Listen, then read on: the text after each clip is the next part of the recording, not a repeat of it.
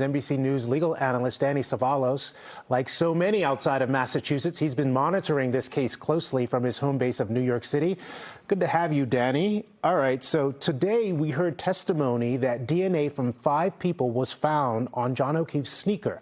The defense has previously suggested he may have been dragged to where he was found.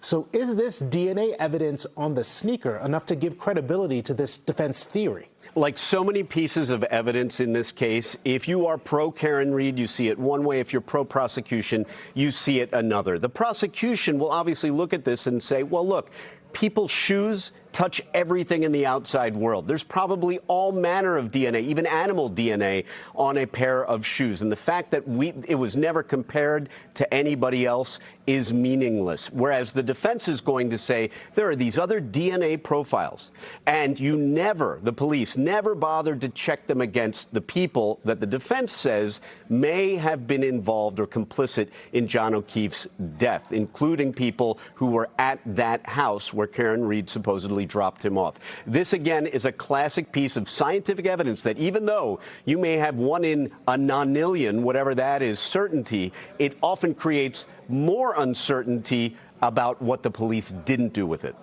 We know it's a lot of zeros, whatever that number is, Danny. The state medical examiner was an important witness this week as well. Here's what she had to say about John O'Keefe's injuries.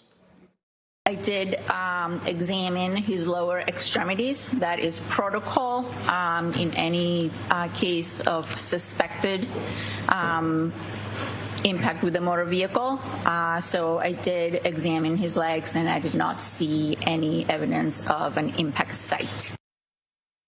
So, Danny, Karen Read's SUV hit John O'Keefe. That's the Commonwealth's whole case, but that's not what the medical examiner just said. This seems like a big problem. It is a big problem for the Commonwealth, but in actuality, this happens more often than you might think.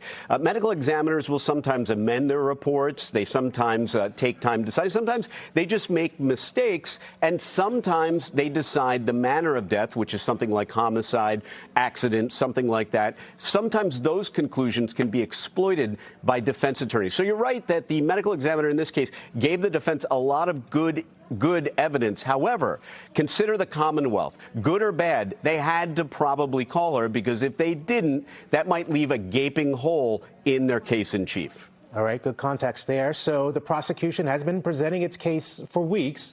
So compare the performance of the Commonwealth this time versus last time. Of course, this time they have a new lead prosecutor in Hank Brennan.